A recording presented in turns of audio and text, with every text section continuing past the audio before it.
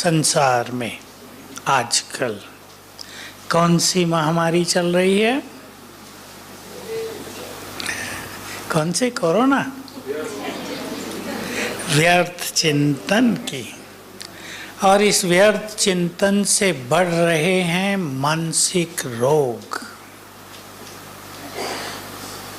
अब मैं जितनी देर फोन खोलता हूँ, मैं सारा दिन तो खोल नहीं सकता, 1 घंटा बस, कम से कम 5 फोन मानसिक रोगियों के आते हैं। अभी भी किसी का फोन था, ऑपरेशन हुआ है, 6 मास से तकलीफ चल रही, अब मानसिक प्रॉब्लम होने लगी हैं। हम समय के उस दौर पर पहुंच गए हैं। सभी को हम सावधान भी कर रहे हैं। आज बहुत बार किया है। बाबा की सावधानी, हमारी क्या? बाबा ने बहुत पहले कह दिया था, जब कल्प का अंत समीप आएगा तो सभी के कर्म विकर्म जागृत होंगे। वो रात को सोने नहीं देंगे, उससे मानसिक रोग बढ़ जाएंगे और ये दुनिया बुरी हालत में पहुंच जाएगी। क्योंकि और रोगों की तो दवाइयाँ हैं दुनिया में, परंतु मानसिक रोग की कोई नहीं। डॉक्टर पैसा कमा सकते हैं पर मिलेगा कुछ नहीं, कोई दवाई नहीं है। दवाई किसके पास है?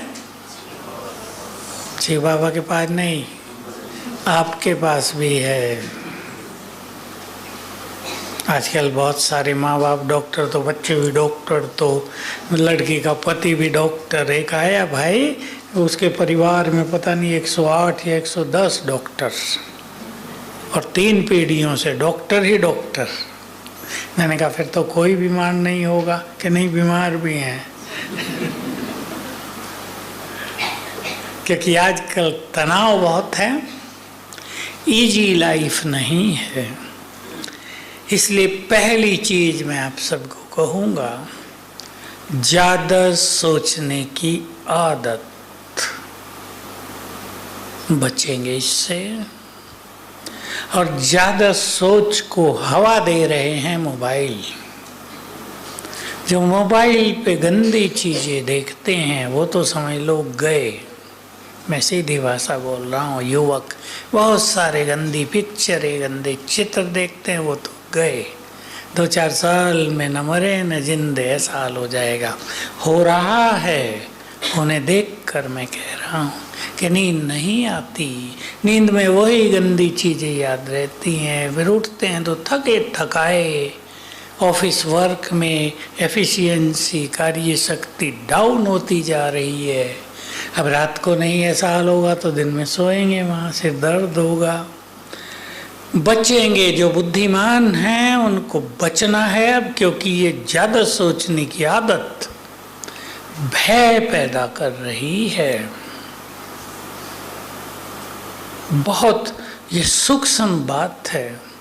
भय इस संसार को अपनी जकड़ में लेता जा रहा है। शिव शक्तियाँ भयभीत होंगी या भय दूसरों का भी दूर करेंगी?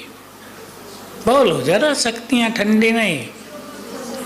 माताएं भी शिव शक्ति हैं या नहीं? नहीं, कोई तो चुप ही बैठे, पता नहीं हम हैं या नहीं। कोई और है वो शिव शक्ति।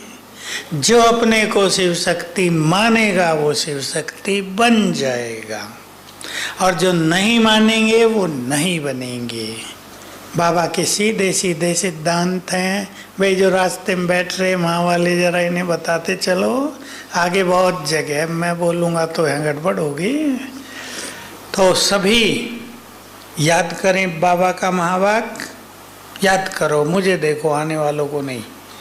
जैसी स्मृति वैसी, बोलो, जिन्होंने इधर उधर देखा था वो बोलो, जैसी स्मृति सहज हो जाएगी। शिव शक्ति मानेंगे बन जाएंगे, कमजोर मानेंगे कमजोर रह जाएंगे। तो हमें व्यर्थ के इस तूफान से खुद को बचाना है। कैसे बचाएंगे, इस पर थोड़ा चिंतन करो। कर लेते हैं। बताओ कैसे बचाएंगे? ये व्यर्थ का तूफान बढ़ता ही जा रहा है आजकल। बहुतों को तो समझ में नहीं आता क्यों हो रहा है ये हमारे साथ।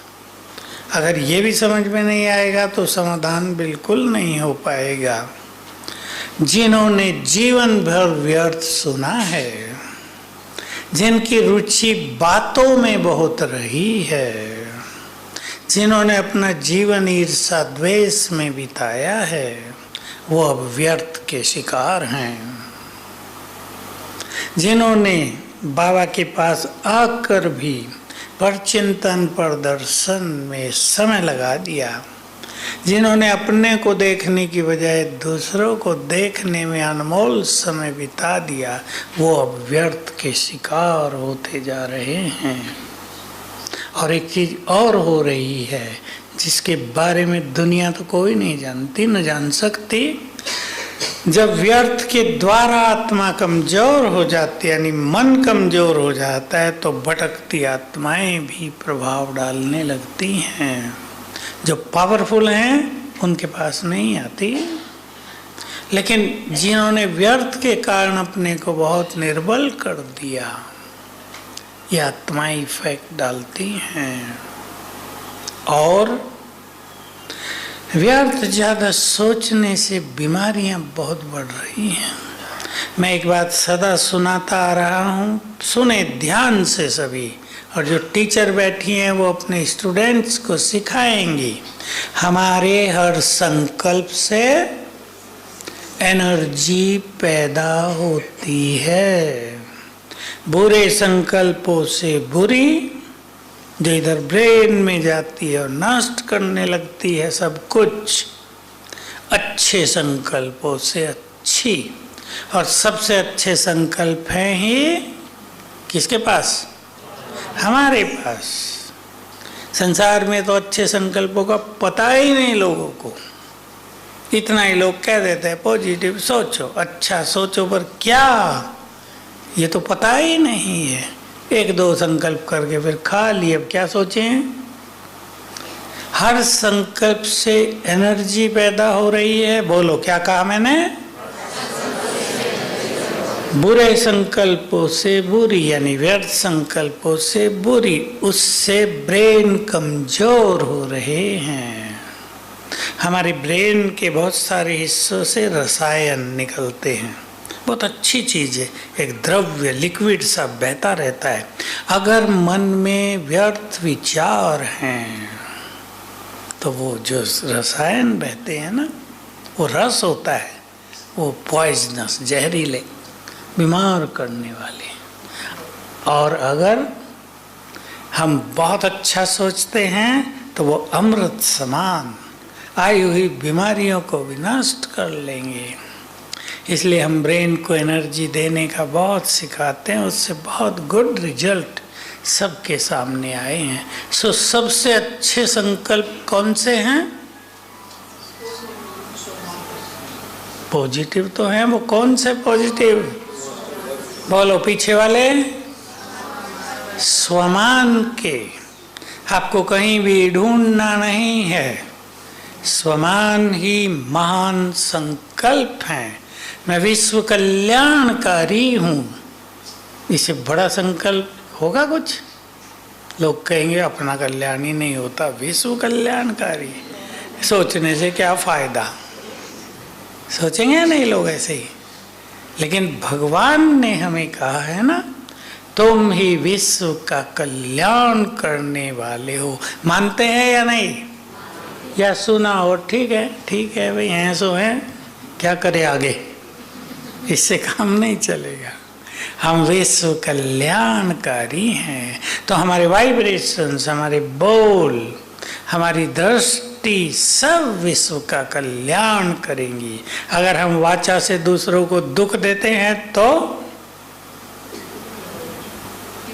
बोलो, विश्व कल्याणकारी हुए, अपने भी कल्याणकारी नहीं, विश्व के भी कल्याणकारी नहीं। तो स्वमान के संकल्पों को सबको बढ़ाना है। बाबा की मुरलिया में अव्यक्त जो आती है ना रिवाइज होके, स्वमान की दो बातें आई, शायद 4-5 मास पहले आई होंगी। सवेरे उठकर स्वमान की माला फेरो, सवेरे उठकर स्वमान से सज धज कर बाप के पास आओ। सहज सजावट कौन से? स्वमान की। स्वमान हमारा श्रृंगार है जो विचारों को महान बनाता है। उससे ही तो हमारा व्यक्तित्व चमकता है। कोई देखने में बहुत सुंदर हो लेकिन मन उदास हो, क्या हाल होगा? थोड़े दिन में सारी रौनक खत्म, लगेंगे जिंदा मुर्दा है। हम तो देखते हैं बहुतों को। सबसे बड़ी सुंदरता और सबसे श्रेष्ठ व्यक्तित्व स्वमान। प्योरिटी तो बीज है ही, पर स्वमान। इसलिए आज विचार करें सभी, हमारा अनमोल समय कैसे बीत रहा है।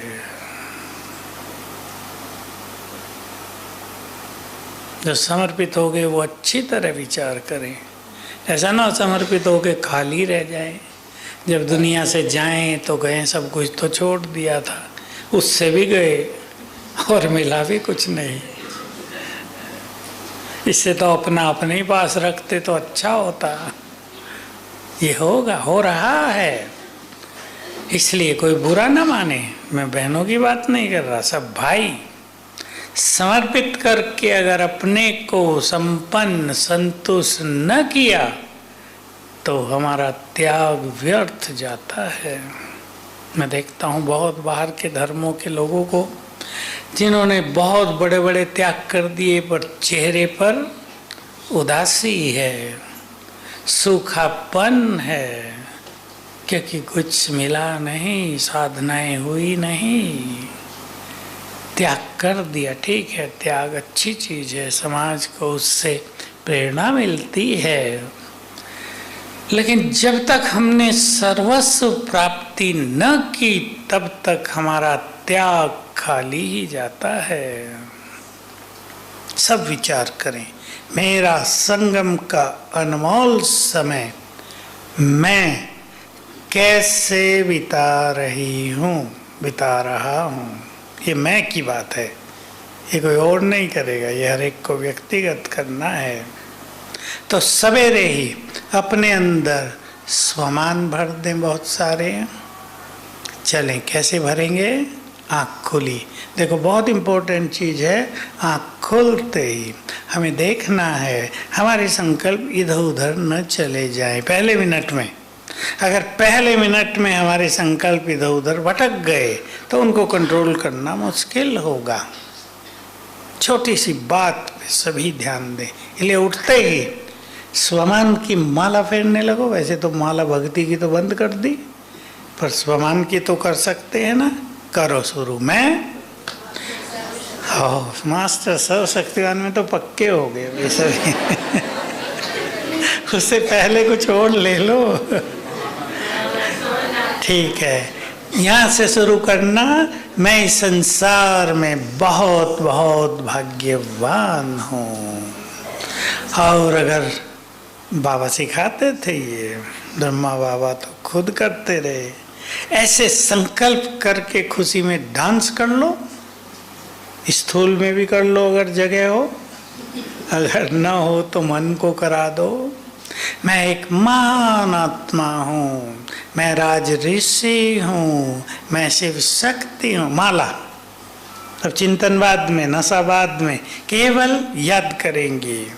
मैं इष्ट देवी हूँ, मैं विश्व कल्याणकारी हूँ, मैं विजय रतन हूँ, विघ्न विनाशक हूँ, मास्टर सर्वशक्तिवान हूँ, पूर्वज हूँ, परम पवित्र हूँ। माला हो गई ना, बहुत सारी है। फिर धीरे धीरे इसका नशा चढ़ेगा। ज़्यादा माला की जरूरत नहीं पड़ेगी। 2-4 भी स्वमान याद आ गए तो उससे ऐसा नशा चढ़ेगा कि और सब संकल्प शांत हो जाएंगे। ये नशा आवश्यक है व्यर्थ को खत्म करने के लिए। जैसे आजकल आप बहनों को पता चलता होगा, दुनिया में शराब बहुत पीने लगे लोग। पीने इसलिए लगे कि रात को नींद नहीं आती, तो सोचते हैं कम से कम सो तो जाएं, फिर वो व्यस्त बन जाता है। नशा मन को शांत कर देता है, वो नशा फिर मन को बिगाड़ता भी है। हमारा ईश्वरीय नशा सदा के लिए मन को शांत कर देगा। तो बहुत जरूरी है पहले व्यर्थ सुनने, देखने, बोलने से अपने को बचाना और फिर स्वमान के द्वारा अपने को समर्थ संकल्पों से भरपूर करना। दोनों चीजें, बचाना यानी खाली करना, इधर से भरपूर करना। सब विचार करेंगे आज। मैं तो देखता हूँ बहुतों का समय व्यर्थ में चला गया, 20 साल चले गए। मैं पूछा करता हूँ योग कितना है भाई? है बस करते हैं बाबा को याद, अमृत वेले उठते हैं रोज का, उठने से थोड़ा काम चलता है। एक बार हम कहीं सेंटर में थे तो सवेरे जल्दी जाना था, नहाएंगे, मैंने कहा वहीं चल के दूसरे में सवेरे जल्दी चल दिए तो गधे भी घूम रहे थे। देखो गधे भी अमृत वेले उठ गए हैं।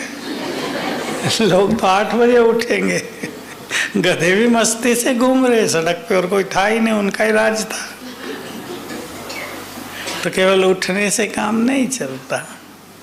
हमारे कमरे के आगे तो पेड़ हैं, चिड़ियाँ हैं, जो बाबा कहते हैं ना सतयुग में चिड़ियाँ चीं चूं चूं चूं करके उठाएंगी, इतनी आती हैं और क्या संगीत बजाती हैं। वो सुन के ही दिल खुश हो जाता है कि इन्होंने संगीत कहाँ से सीखा। और मैं सोचता हूँ चूं चूं कर क्यों रही हैं, एक दूसरे को देख के कर रही हैं, खुशी में कर रही हैं, आज बहुत अच्छा भोजन मिला इसलिए कर रही हैं, क्या हुआ इनको?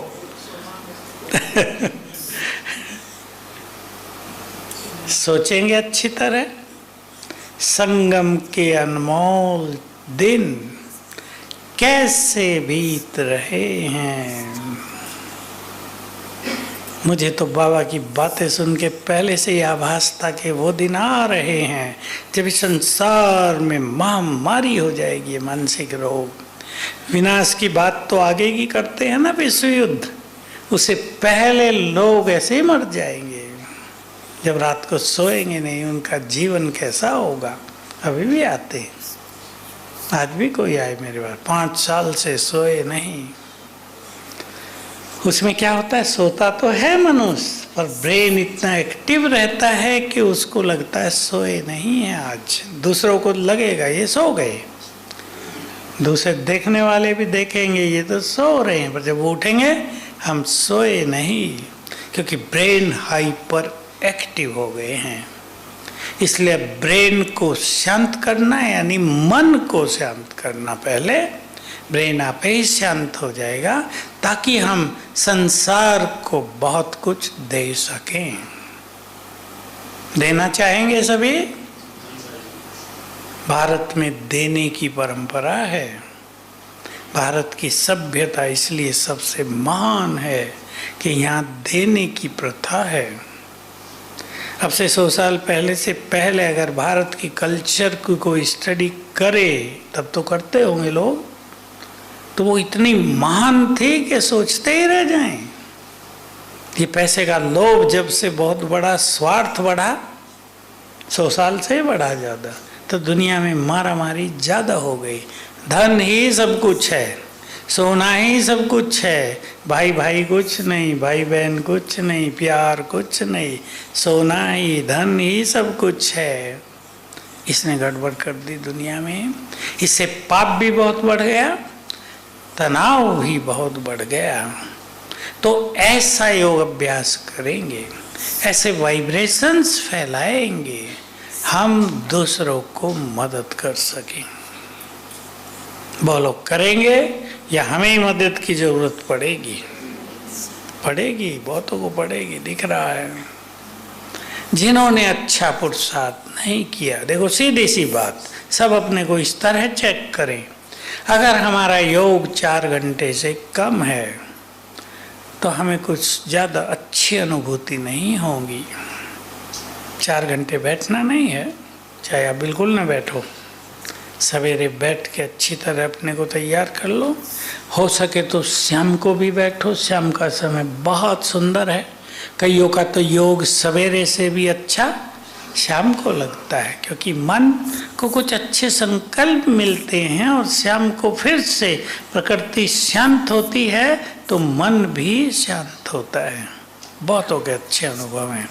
इसलिए जिसको सवेरे कोई भी कठिनाई होती हो वो शाम को 1 घंटा बैठ के योग अवश्य करे, चाहे कमेंट्री से करे, चाहे शांत एकांत में करे, बाबा के रूम में करे, या जहाँ अच्छा योग लगता हो वहाँ करे, पर करे अवश्य।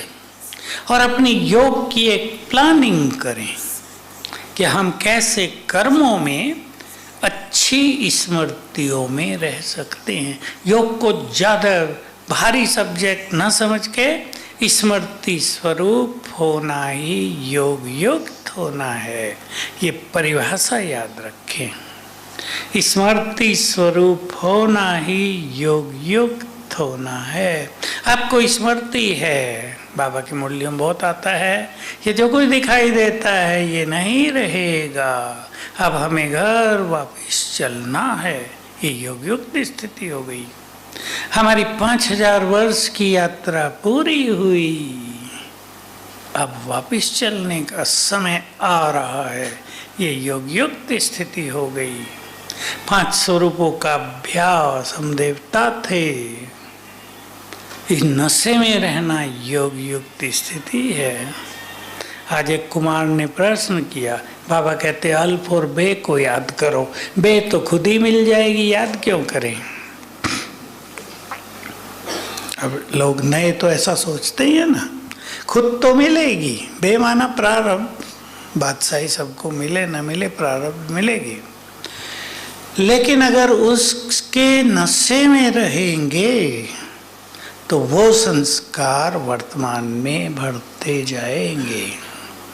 जैसे ब्रह्मा बाबा को बहुत नशा था ना, मैं ये बनूंगा, इतना नशा था कि आजकल तो उसकी चर्चा ही नहीं है।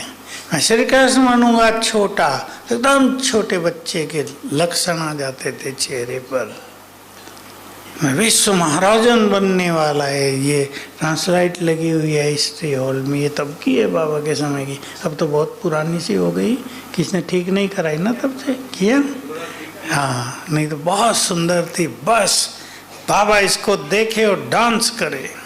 स्थूल में भी कर लेता था जब सब सो जाते थे ना, दिन में 3 बजे। देखा कईयों ने, मैं नारायण बनने वाला हूँ, तो क्या हुआ, वो संस्कार वर्तमान में समाने लगे। ये है इससे फायदा। इसलिए बाबा ने योग साधना में 5 स्वरूपों का अभ्यास करो, ये बात बहुत बहुत फोर्स देकर कही है लास्ट दिनों में। स्वदर्शन चक्र यही है, 5 स्वरूपों का अभ्यास। इसको बहुत बढ़ाना है तो योग सहज हो जाएगा, एकाग्रता अच्छी हो जाएगी। तो हमें स्वयं को अच्छे संकल्प देने हैं और व्यर्थ के प्रति वैराग्य लाना है। हम अच्छे संकल्प देने की कोशिश करें और व्यर्थ में रुचि भी रखें, होगा नहीं। अच्छे संकल्प आएंगे तो बस ऐसे ही आएंगे, ढीले डाले, मैं विश्व कल्याणकारी हूँ, बस हो गया, आगे कुछ नहीं होगा। मैं शिव शक्ति हूँ, ठीक है, हूँ, मजा नहीं आएगा, आनंद आ जाए सोचते ही। ये तब होगा जब व्यर्थ से वैराग्य। और बुद्धिमान आत्माओं को, जो समझदार हैं, उन्हें अच्छी तरह पक्का कर देना चाहिए। थोड़ा सा समय रह गया सब कुछ लेने का, फिर तो मांगेंगे ही। भक्ति में मांगी मांग रहेगी, पता कुछ नहीं होगा मिलेगा भी या नहीं। थोड़ा सा समय रह गया है, सतयुग की प्राप्ति से भी बड़ी प्राप्तियां करने का, पता है ना, ये बहुत बड़ा सुख है। श्रेष्ठ चिंतन में भी बहुत बड़ा सुख है यदि आप बाबा को शुक्रिया करने लगो। बहुत आनंद आएगा बाबा से बातें करने पर। लेकिन कई तो बाबा से ऐसे ही बातें करते, बाबा आप सुख के सागर हैं, शांति के सागर हैं, प्रेम के सागर। बाबा कहता मैं भूल थोड़ा ही गया जो मुझे याद दिला रहे, मैं तो हूँ। तुम क्या हो ये सोचो जरा। ये रूरियान नहीं है, ये तो भगत भी महिमा करते हैं।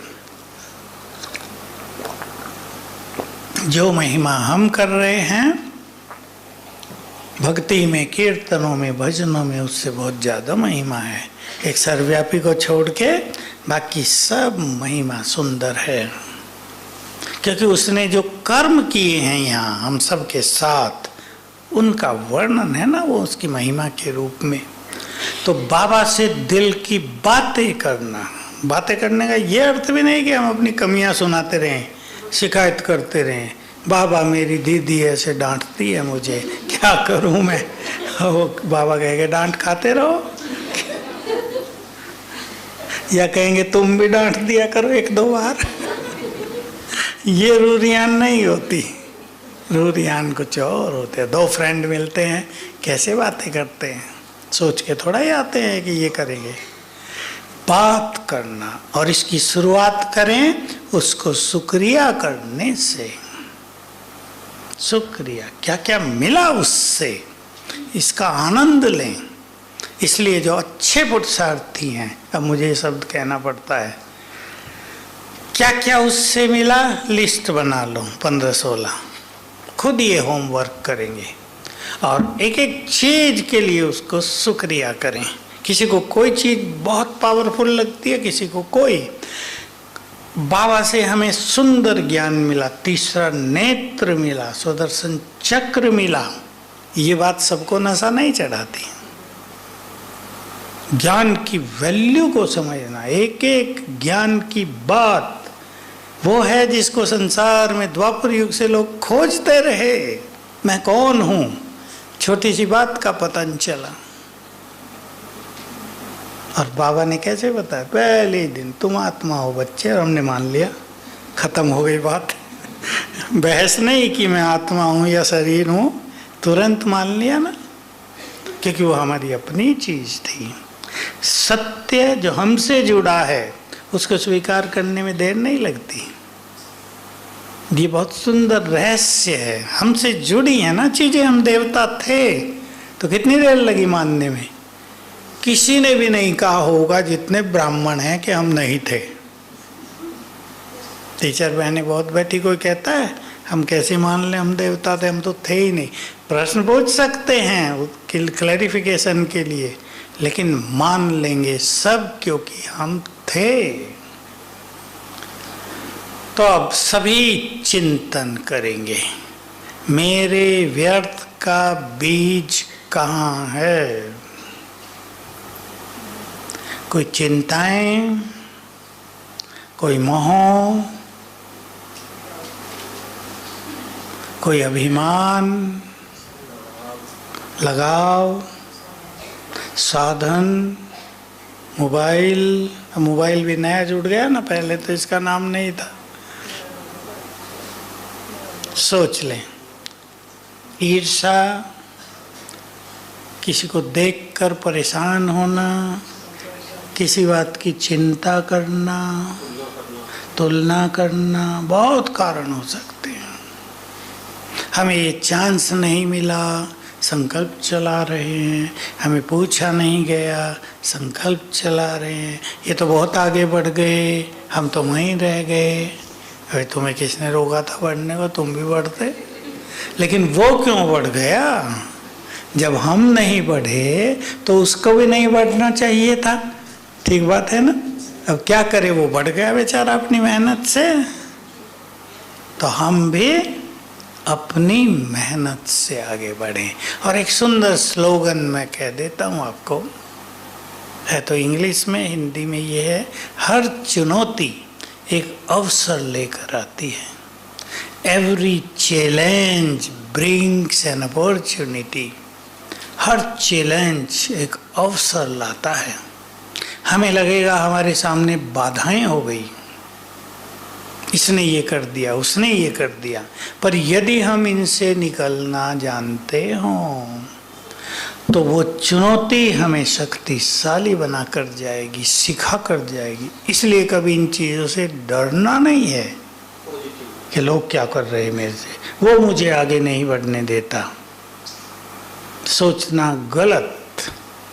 जिसको आगे बढ़ना है उसे संसार की कोई शक्ति रोक नहीं सकती, पहला संकल्प। और दूसरा, हमें आगे बढ़ाने वाला कौन?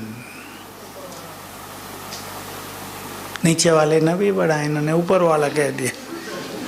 नीचे वाले न बढ़ाएं, छोड़, उनकी तरफ देखना ही छोड़ दो, ऊपर वाला बढ़ा रहा है। ऊपर वाला नीचे वाला अच्छा है ना शब्द। सर्वव्यापी कहने वाले भी कहते हैं ऊपर वाला। ये वंडरफुल चीज है, जो कहते हैं सब जगह है वो ये भी कहते हैं ऊपर वाला है।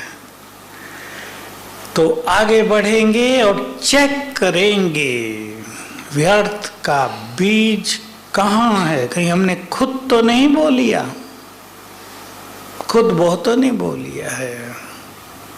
ईर्ष्या द्वेष भी एक बड़ी भारी माया है संसार में। हमें ऐसा अपने को कर देना। हमने तो जानकी दादी से सीखा था शुरू में। बाबा जब अव्यक्त हुए तो दादी यहाँ बहुत रहती थी। न किसी से ईर्ष्या करनी है, और कोई हमसे ईर्ष्या करे तो रुकना नहीं है। बड़े स्ट्रॉन्ग विचार थे दादी के। लास्ट में तो बेचारी बुजुर्ग हो गए। बुजुर्ग होने पे क्या रह जाता है आप जानते हैं ना। आज हमारी एक बहन बता रही थी कि डॉक्टर ने पूछा आयु कितनी बहन जी आपकी? 80 साल है। 80? झूठ तो नहीं बोल रही? नहीं, झूठ, आयु झूठ थोड़ा बताई जाती है। 80 साल हो गई। लगा मैं 80 का होऊंगा तो पता नहीं क्या हो जाएगा मुझे। तो आप तो बड़े ठीक ठाक लग रहे हैं। ये सब अच्छी बात है ना बाबा के बच्चों की।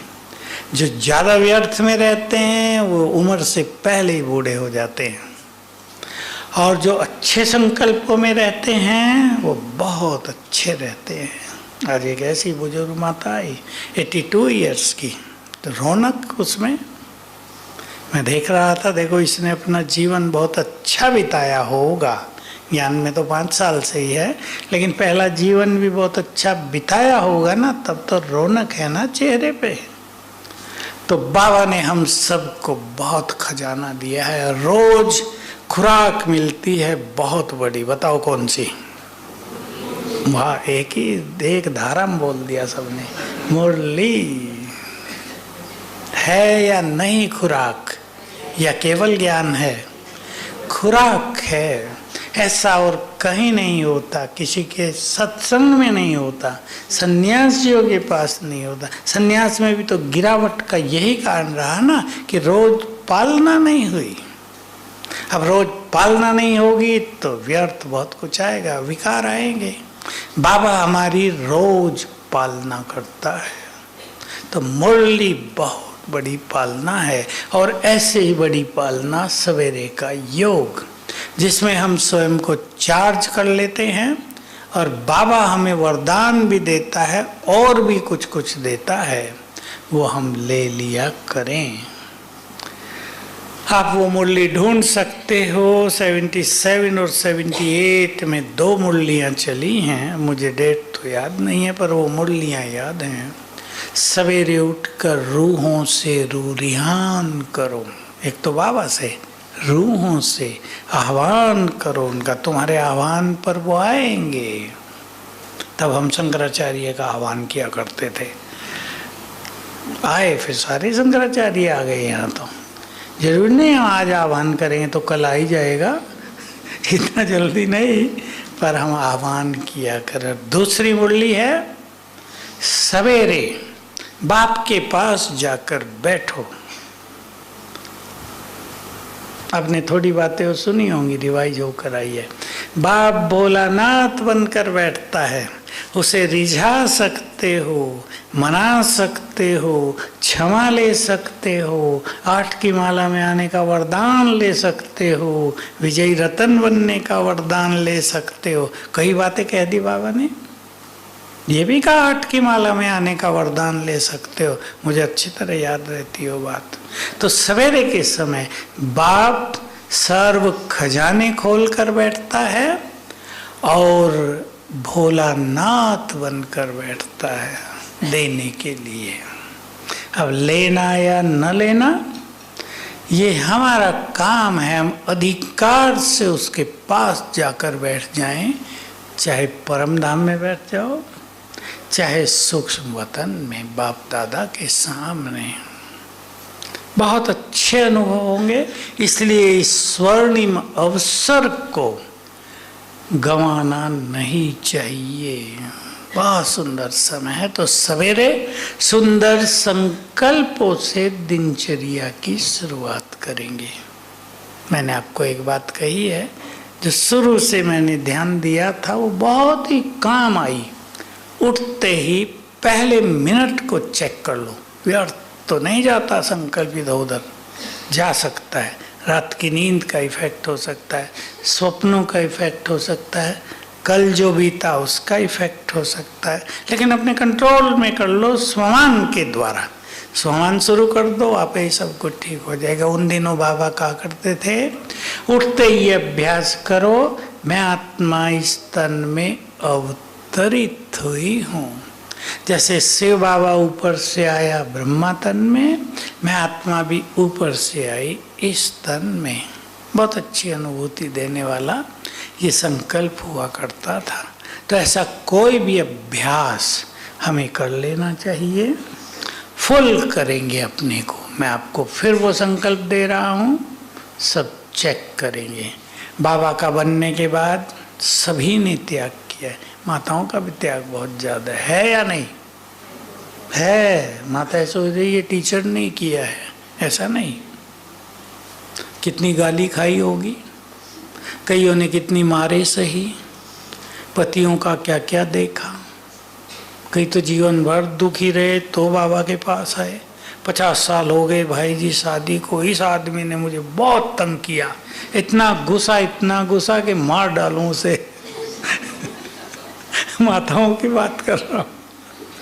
कभी सुख नहीं मिला मुझे इसके साथ, मुझे पता होता मैं कुमारी रह जाती पहले।